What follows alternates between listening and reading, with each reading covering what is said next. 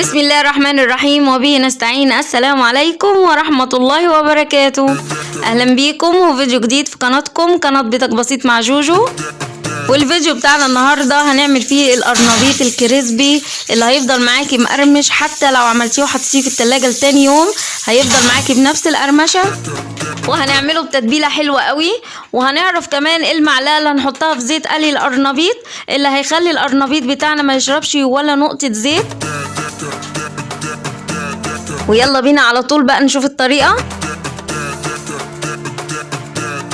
واول حاجه هننقي القرنبيطه اللي بيكون الظهر بتاعها ماسك في بعضه ما فيهوش اي فراغات، وننقي كمان اللي الورق بتاعها اخضر من بره لان كده تبقى صبحه، وهنقطعها زي ما بنقطع الكرنب ونتخلص من كل الحاجات الخضراء.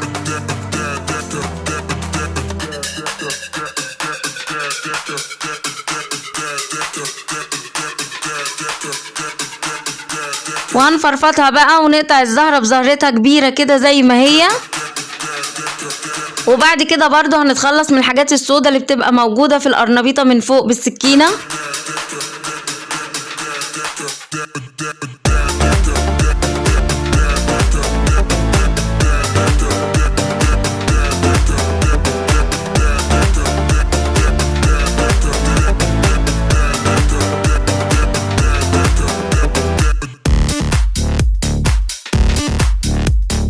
وناخدها بقى ونغسلها غسلة حلوة كده تحت الحنفية.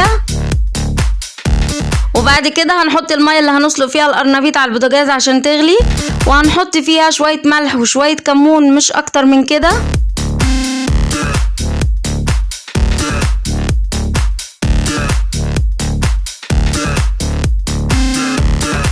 وبعد ما المية غليت هنحط القرنبيط من العروق من تحت.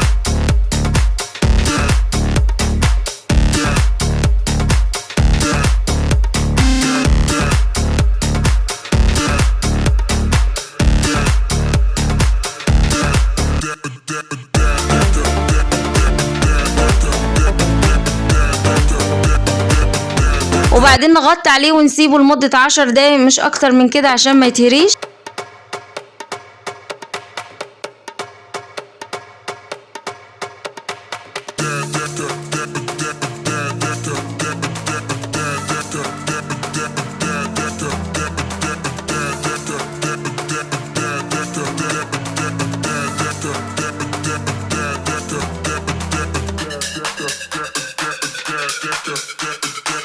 وعلشان نتأكد ونشوف هي استوت ولا لأ هنجيب واحدة ونغرس فيها الشوكة.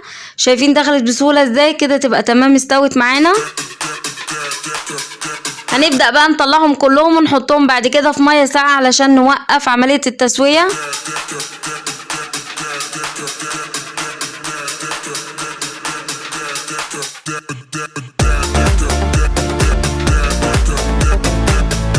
ودلوقتي بقى نقطع الخضرة، والخضرة اللي معانا عبارة عن نص ربطة من الشبت ونص ربطة من الكزبرة.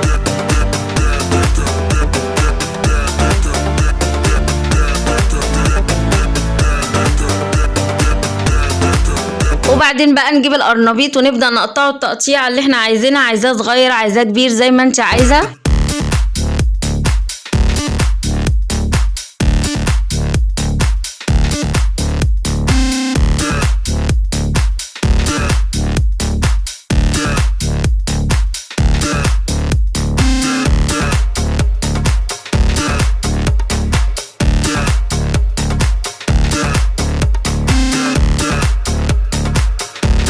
ودلوقتي بقى هنعمل التتبيلة اللي هتضرب نار وتخلي القرنبيط بتاعنا مقرمش جدا حتى لو بيتيل تاني يوم.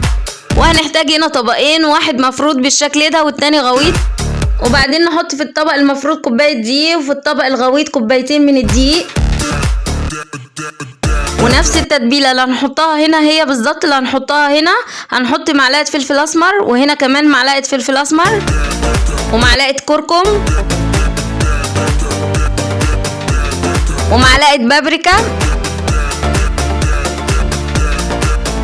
و3 معالق كبار مليانين من النشا،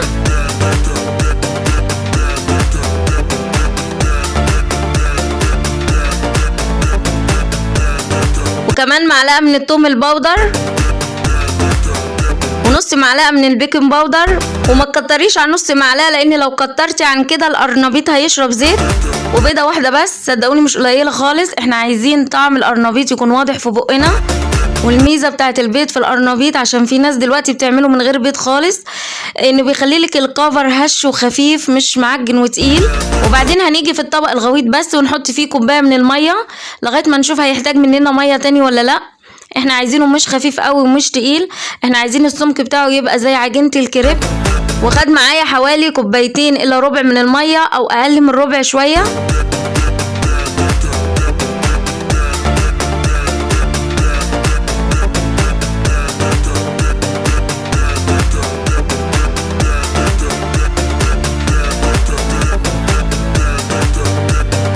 ونسينا نحط الملح، الحمد لله ان احنا افتكرنا، فهنحط معلقه صغيره في كل طبق.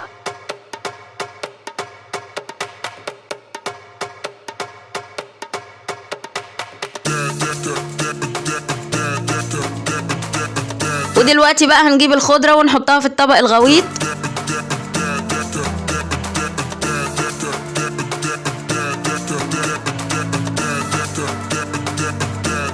وبعد كده هنجيب القرنبيط، واول حاجه هنحطه في الخلطه السايله، وبعدين ننفضه كويس جدا جدا، وبعد كده نحطه في الخلطه البودر ونغلفه بالشكل ده.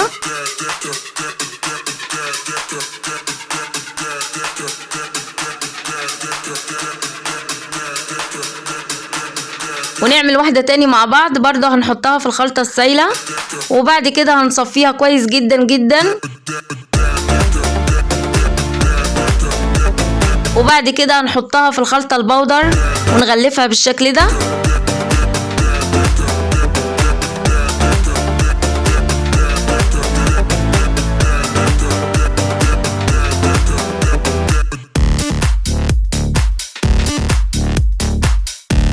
ونيجي بقى للمعلقة السحرية اللي هنحطها في الزيت، وهي معلقة النشا. بجد وحياة ربنا القرنبيط مش هيشرب ولا نقطة زيت، وطبعا ده مش اختراعي، في قنوات كتير عملوه، بس بجد لما جربتها انبهرت بالنتيجة. فعلا القرنبيط مش هيشرب معاكي زيت نهائي. ولما بيحمر كده بنقلبه على الوش التاني.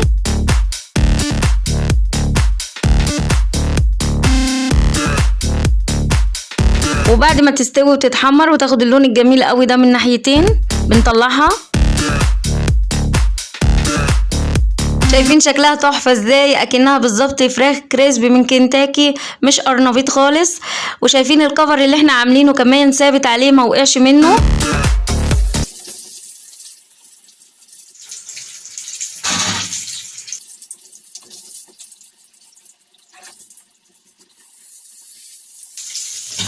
سامعين بقى صوت القرمشه؟ هسمعكوا صوته دلوقتي وهو سخن، وهسمعكوا صوته تاني بعد ما برد.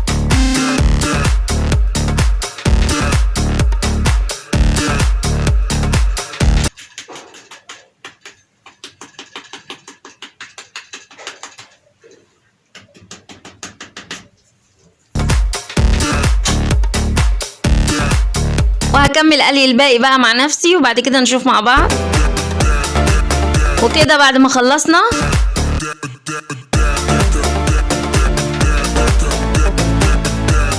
وهحطهم بقى في طبق التقديم.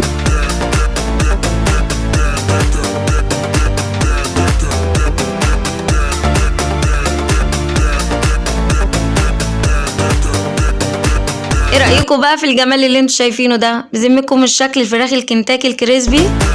اكله شتويه بتدفي وطعمها حلو جدا وكريسبي، ولو جربتوها بالطريقه دي انا متاكده انها تعجبكم. سامعين صوت القرمشه بتاعتها حتى بعد ما بردت؟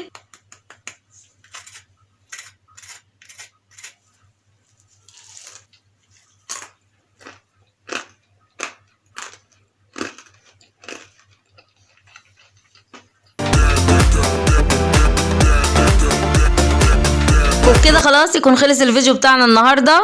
اتمنى انه يعجبكم، واتمنى انكم تجربوا الطريقه، وما تنسوش اللايك، ولو اول مره تشوفيني ما تنسيش تشتركي في القناه وتفعلي الجرس عشان يوصلك مني كل جديد. والسلام عليكم ورحمه الله وبركاته.